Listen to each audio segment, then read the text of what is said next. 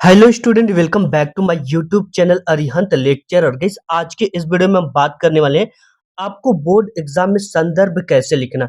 आज के इस वीडियो में मैं एक आपको सीक्रेट ट्रिक बताऊंगा जिसकी मदद से आप संदर्भ लिखकर एक अच्छे मार्क्स ला दोगे। देखो, संदर्भ तो सभी लिखते हैं और केवल 4 5 6 7 8 या 20 से 25 बच्चे ही टॉपर बन पाते हैं, एक अच्छे मार्क्स ले पाते हैं। ठीक है, क्योंकि ये सबसे इंपॉर्टेंट है। और लिखे क्या हो ये मैटर नहीं करता है बोर्ड एग्जाम में, आपने कैसे लिखा ये सबसे ज्यादा मैटर करता है। तो आज के इस वीडियो में बताएंगे कि बोर्ड एग्जाम में आपको संदर्भ लिखने का सबसे बेस्ट तरीका क्या है। इस तरीका को देख के अगर टीचर का दिल पत्थर का भी होगा तो भी पिघल कर आपको पूरा का पूरा नंबर दे देगा, क्योंकि ये सबसे बेस्ट तरीका है बोर्ड एग्जाम में संदर्भ लिखने का। ऐसा ट्रिक मैं आपको पूरे गारंटी के साथ कहता हूँ कि पूरे यूट्यूब पर आपको किसी ने नहीं बताया होगा जो ट्रिक आज के इस वीडियो में बताने वाला। अगर किसी ने बताया होगा तो आप कमेंट करके बता देना, ठीक है। ये 100% बिल्कुल 110% वायरल ट्रिक आज के इस वीडियो में आपको बताऊंगा संदर्भ लिखने का। और ऐसे ही आपके टॉपर बोर्ड एग्जाम में संदर्भ लिखते हैं जिससे उन्हें पूरा का पूरा 100 में 100 नंबर मिलता है, 70 में 70 नंबर मिलता है। अगर आपके बोर्ड एग्जाम में 6 नंबर का आता है, 8 नंबर का आता है, 12 नंबर का आता है, जितने भी नंबर का आता है वो पूरा का पूरा नंबर आज की इस वीडियो से आपका पक्का होगा। अगर आज की इस वीडियो को आप मिस कर दोगे तो आप दोबारा ये कभी नहीं जान पाओगे कि बोर्ड एग्जाम में संदर्भ लिखने का सबसे बेस्ट तरीका क्या होता है। तो आप अपना 10 से 15 मिनट निकाल कर इस वीडियो को जरूर देख लेना। कई सारे बच्चे इतने ही दूर पे या वीडियो स्किप कर देते हैं तो वो बहुत बड़ी गलती करेंगे। अगर आज का एक एक सेकंड इस वीडियो का सबसे ज्यादा इंपॉर्टेंट होने वाला है। अगर आप मेन तो आप बोर्ड के अगर स्टूडेंट हो तो ठीक है, अगर ये ट्रिक लगा लेते हो तो आपका बोर्ड एग्जाम में एक भी नंबर नहीं कटेगा। और देखो, एग्जामिनर का सबसे बेस्ट मौका यहीं पे होता है जहां पे वो आपके नंबर को काटता है, ठीक है। लेकिन आज के इस वीडियो के अंतर्गत उस मौके को उस एग्जामिनर के हाथ से मैं जबरी छीन लूंगा अगर ये ट्रिक आप अपने कॉपी में लगा दोगे तो। ये जो ट्रिक है, the new best method of the board, यानी बोर्ड के लिए सबसे न्यू तरीका है और इससे एग्जामिनर का दिल पत्थर का होगा तो भी पिघल जाएगा। जैसा कि बोर्ड एग्जाम में आपको सबसे पहले संदर्भ लिखने के लिए आता है, व्याख्या लिखने के लिए आता है और एक प्रश्न लिखने के लिए आता है। ठीक है, तो आपको कैसे लिखना है हमने आपको शुरू में बताया। लिखते तो सभी है लेकिन सभी को पूरे नंबर नहीं मिलते।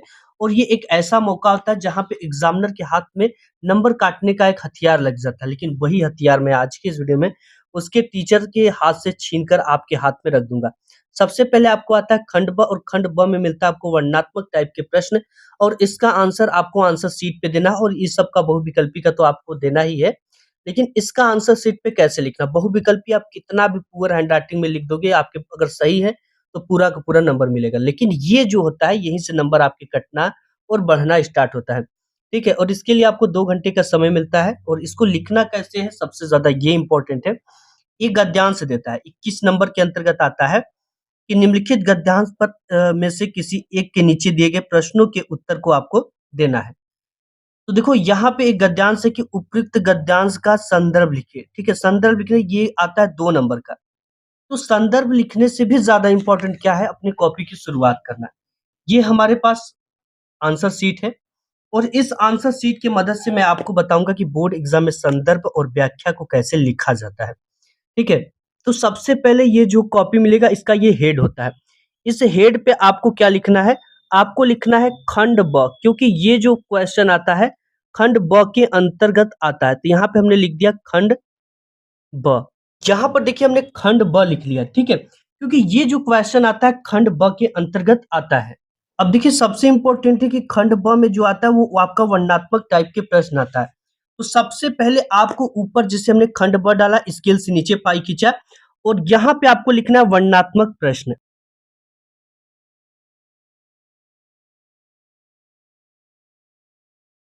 इस तरह से वर्णनात्मक प्रश्न हमने डाल दिया। अब एक लाइन छोड़कर यहाँ पे ये जो क्वेश्चन आता है ये क्वेश्चन नंबर 21 के अंतर्गत आता है, ठीक है। तो आपको बिल्कुल भी नहीं पता, बिना पढ़े भी आप लिख लोगे। ये ट्रिक भी मैं आज की इस वीडियो में आपको शेयर करने वाला हूँ। सबसे पहले डालेंगे प्रश्नोत्तर संख्या 21।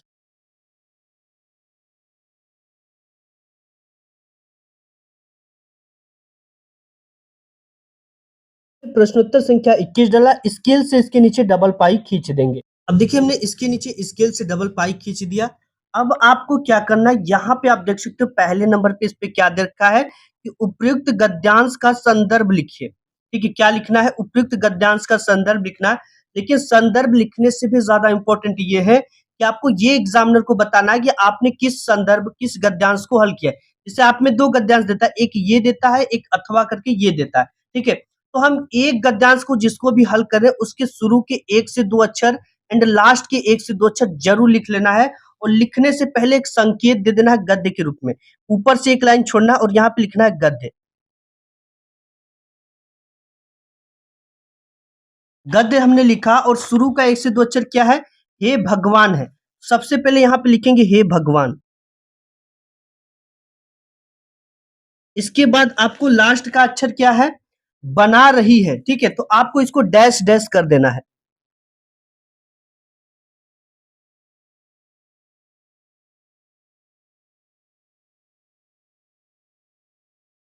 डैश डैश बना रही है। इतना इससे एग्जामिनर को ये पता चल गया अब कि हमने पहले वाले गद्यांश को हल किया है, ठीक है? अब देखिए इसके बाद आपको क्या करना है, हे भगवान हमने डाल दिया। अब पहला नंबर पे क्या है आपका? संदर्भ लिखने के लिए। तो सबसे चीज गलती बच्चे कहाँ पे कर देते हैं? यहीं पे। सबसे पहले एक लाइन छोड़ना और यहाँ पे पहला नंबर इस तरह से आपको डालना है, ठीक है? डालने के बाद पहले नंबर पे क्या है? संदर्भ है, तो यहाँ पे हम सबसे पहले क्या डाल देंगे? संदर्भ। इसके नीचे स्केल से डबल पाई खींच लेंगे। यहाँ पर हमने संदर्भ डाल दिया। अब देखो संदर्भ लिखने से पहले हमें 2 चीज़ों का पता होना सबसे इम्पोर्टेंट है। एक तो ये किस पाठ से लिया गया है एंड दूसरा कि इसके जो लेखक है वो कौन है। ये 2 चीज़ें पता होगा तभी तो हम संदर्भ लिखेंगे। देखो ये जो पाठ है, ये पाठ है ममता, ठीक है? और ममता पाठ को लिखे हैं स्वयं जयशंकर प्रसाद जी। तो ये मिल गया हमको जयशंकर प्रसाद जी। अगर नहीं पता तो वो भी ट्रिक लास्ट में मैं आपको बताऊंगा कि कैसे लिखना है कि पूरा का पूरा नंबर मिले। पाठ ममता और इसके लेखक जयशंकर प्रसाद जी हैं। लिखेंगे प्रस्तुत गद्यांश हमारी पाठ्य पुस्तक, इतना आपको लिखना है।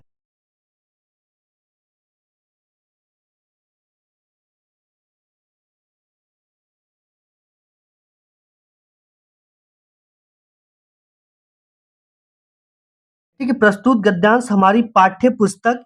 अब देखो ये पाठ्य पुस्तक हम हिंदी का है तो हमारा हिंदी है, तो यहाँ पे हम हिंदी को जब भी लिखेंगे तो हम ब्लैक पेन से इन्वर्टेड कामा में लिखेंगे। देखो जैसे मैं लिख रहा हूँ वैसे ही आपको लिखना है, इस तरह से, ठीक है? हिंदी के गद्य खंड में संकलित, इतना लिखना है।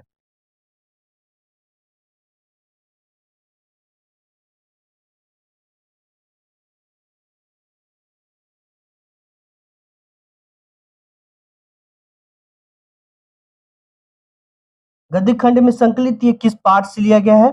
ये सबसे पहले तो ममता नामक पाठ से लिया गया, तो इसे लिखना है ममता। और ममता इसका शीर्षक है, तो शीर्षक को ब्लैक पेन से इन्वर्टेड कॉमा में लिखेंगे। ममता नामक पाठ से लिया गया है।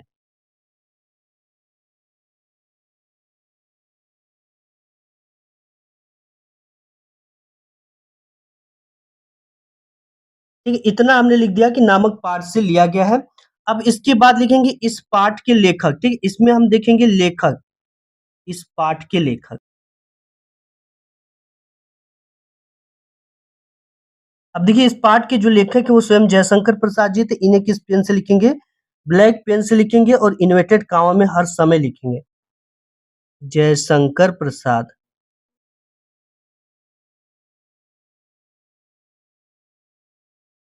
जयशंकर प्रसाद जी हैं।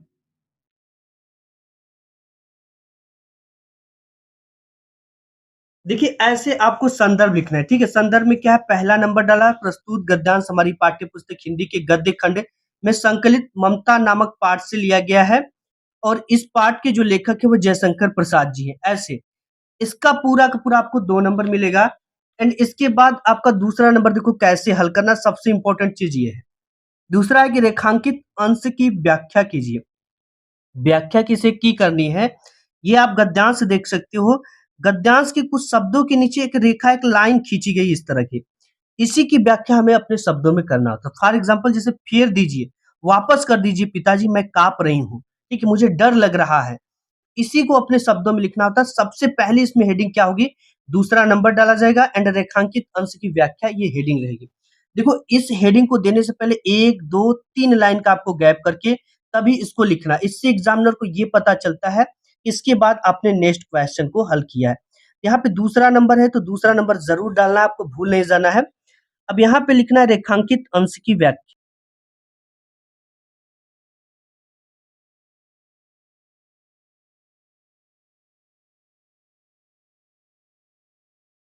इस तरह से हमने डाल दिया रेखांकित अंश की व्याख्या।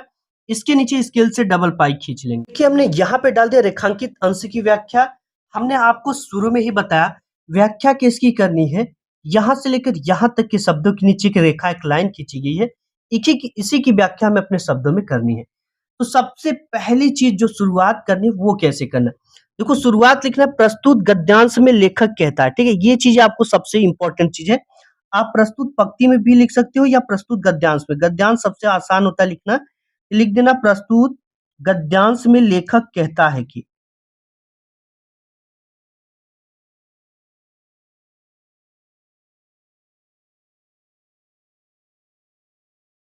देखिए इतना हमने लिख दिया कि प्रस्तुत गद्यांश में लेखक कहता है कि। अब इसके बाद इसको पूरा लिखना है कि फेर दीजिए, वापस कर दीजिए, पिताजी मैं काँप रहे। पूरी गद्यांश आपको व्याख्या करना है, ठीक है?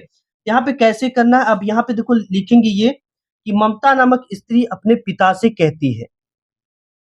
तो देखिए हमने पूरा लिख दिया कि ममता नामक स्त्री अपने पिता से कहती है कि पिताजी आपने यह अच्छा कार्य नहीं किया। यदि भविष्य में विपत्ति आती है तो भीख मांगकर हम अपना पेट पाल लेंगे।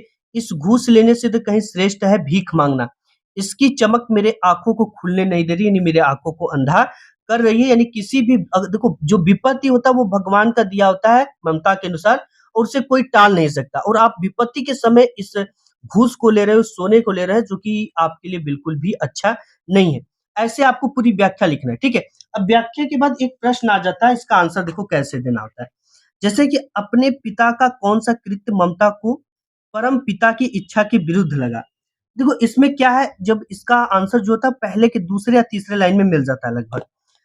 तो यहाँ पे है कि विपत्ति के लिए इतना आयोजन परमपिता की इच्छा के विरुद्ध लगा, ठीक है? मतलब कि विपत्ति में आप इतना आयोजन कर रहे हो, इतना धूम-धाम कर रहे हो, घूस ले रहे हो, ये ईश्वर की इच्छा के विरुद्ध उसे लगा, क्योंकि वो मानती थी कि अगर दुःख भी दे रहा है भगवान तो उसकी मर्ज़ी है, ठीक है? अगर हम उसके प्रति दुस्साहस करेंगे तो ये हमारी गलती है।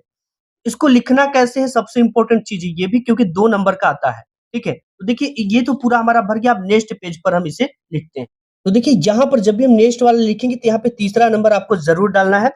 एंड ईश्वर की इच्छा के विरुद्ध मनुष्य का आयोजन कभी भी सफल नहीं हो सकता। यदि विपत्ति आती है तो दुःख भोगना ही पड़ेगा। अब देखो हम जब भी यहाँ पे नेक्स्ट पेज से शुरू किए तो यहाँ से आपको लिखना स्टार्ट नहीं करना। आपको एक लाइन छोड़कर यहाँ से लिखना स्टार्ट करना है। ठीक है? अगर इसके बाद क्वेश्चन नंबर 22 करेंगे तो 1, 2, 3 लाइन का गैप करके यहाँ पे प्रश्नोत्तर संख्या हम 22 डालेंगे। ठीक है? प्रत्येक प्रश्न के बाद 3 लाइन का आपको गैप करना है। इससे एग्जामिनर को ये पता चलता है। इसके बाद आपने नेक्स्ट क्वेश्चन किया। अब देखो एक सबसे इम्पोर्टेंट चीज़ है क्या कि अगर आपको नहीं पता है गद्यांश, पद्यांश तो आपको लिखना कैसे है? यहाँ पर देखिए सबसे पहले हमने खंड ब डाला था। खंड ब में वर्णनात्मक टाइप के प्रश्न, ये आपको चाहे जो भी पेपर आए उसमें खंड ब देगा। ठीक है? खंड ब के अंतर्गत ही देता है गद्यांश को हल करने के लिए। ये डाल देना, खंड ब है, स है, द जो भी आए उसको डालना है। ठीक है? खंड ब में किस टाइप के प्रश्न? वर्णनात्मक प्रश्न है, दीर्घोत्तरीय प्रश्न, लघुत्तरीय प्रश्न जो भी है। यहाँ पे दिया था वर्णनात्मक प्रश्न, ठीक है? तो हमने यहाँ पे लिखा वर्णनात्मक प्रश्न। अब यहाँ पे प्रश्नोत्तर संख्या 21 के अंतर्गत ये क्वेश्चन आया हुआ है, यहाँ पर देख सकते हो आप। तो हमने प्रश्नोत्तर संख्या 21 डाला है, ठीक है? ये हो गया। गद्य में हे भगवान डैश डैश बना रही है। शुरुआत 1 से 2 अक्षर गद्यांश का और लास्ट का 1 से 2 अक्षर हमने लिया। इसके बाद पहले नंबर पे संदर्भ था और यहाँ पे हमने संदर्भ हेडिंग डाला। लिखा कि प्रस्तुत गद्यांश हमारी पाठ्य पुस्तक हिंदी, जो कि हमारी पुस्तक है तो इसे ब्लैक पेन से इन्वर्टेड कॉमा में, कि गद्य खंड में संकलित शीर्षक क्या है? ममता नामक पाठ से लिया गया है। इसे ब्लैक पेन से इन्वर्टेड कॉमा में, और इस पाठ के लेखक स्वयं जयशंकर प्रसाद जी हैं, या इस पाठ के रचयिता स्वयं जयशंकर प्रसाद जी हैं। इसे इनको ब्लैक पेन से इन्वर्टेड कॉमा में लिखा गया। अब अगर मुझे ये गद्यांश नहीं पता है, इतना तो हमको लिखना ही पड़ेगा, खंड ब डालना पड़ेगा। इसके लिए याद भी नहीं करना आपको। खंड ब, वर्णनात्मक प्रश्न, प्रश्नोत्तर संख्या 21, 22 जो भी है, गद्य शुरू के 1 से 2 अक्षर, लास्ट के 1 से 2 अक्षर आप लिख ही लोगे। इसके बाद पहला नंबर पे अगर संदर्भ लिखने का तो पहला नंबर पे संदर्भ। अब देखिए हमको लिखना क्या है अगर नहीं पता। प्रस्तुत गद्यांश हमारी पाठ्य पुस्तक हिंदी रहेगा वही, क्योंकि पुस्तक से है। ये गद्य खंड भी रहेगा क्योंकि गद्य है, में संकलित। अगर आपको पाठ का नाम नहीं पता है तो आप पहले या दूसरे पाठ का लिख दो, ठीक है? अगर उसको लिखते समय आपको ब्लू पेन का यूज करना, ब्लैक का नहीं करना। नामक पाठ से लिया गया है और इस पाठ के लेखक पहले या दूसरे या तीसरे पाठ का आप लिख दो, फलाने जी हैं। और इस चीज को भी सॉरी ये ब्लू पेन से लिखना है और एक चीज़ ध्यान देना, अगर जो एग्ज़ामिनर जो टीचर चेक कर रहा है अगर इसको पढ़ भी लेता है तो आपका 1 नंबर काटेगा और बाकी आपका 1 नंबर इस पे देगा, ठीक है? क्योंकि आपका पैटर्न जो लिखावट है वो अच्छा है। हमने आपको बताया कि आपने क्या लिखा है, ये इससे भी ज़्यादा मैटर ये करता है कि आपने कैसे लिखा है। तो फॉर्मेट एग्ज़ामिनर को लगेगा तो उसे ये शक ही नहीं हो पाएगा, पता ही नहीं चल पाएगा इसमें चीज़ें गलत लिखी गई हैं। अब इसके बाद है दूसरा नंबर पे आता है रेखांकित अंश की व्याख्या। ये आपको इस तरह से डालना है, नीचे पाई-वाई खींच देना है। प्रस्तुत गद्यांश में लेखक कहता है कि इतना लिखने के बाद अगर आपको नहीं आता है, तो जो भी रेखा के नीचे शब्द दिया गया इसी को पूरा का पूरा, जैसे फेर दीजिए बबीता जी, मैं काँप रही हूँ, इसी को उतार देना है। ठीक है? तो आपको भी पूरा का पूरा नंबर 2 मिल जाएगा इस पे। दूसरा नंबर इस तरह से पड़ा होना चाहिए। और एक क्वेश्चन आता है, ठीक है? अपने पिता की कौन-सी कृत्य ममता के परमपिता की इच्छा के विरुद्ध मिला? इसमें से 1-2 शब्द उठा लो, जैसे परमपिता है, यहाँ पे पहले ही परमपिता मिल गया। ये पूरी लाइन आपको लिख देनी है, ठीक है? ऐसे आपको मिल जाएगा, दूसरे या तीसरे पैराग्राफ में पहले क्वेश्चन का आंसर मिल जाता है। इस तरह से आपको पूरा का पूरा संदर्भ लिखना है। अगर ये लिखी हुई कॉपी किसी भी एग्जामिनर के पास जाती है तो आपको पूरा का पूरा नंबर मिल जाएगा। आज के इस वीडियो में बस इतना है। वीडियो पसंद आया तो लाइक करना। मिलूंगा एक नेक्स्ट वीडियो में, तब तक के लिए धन्यवाद।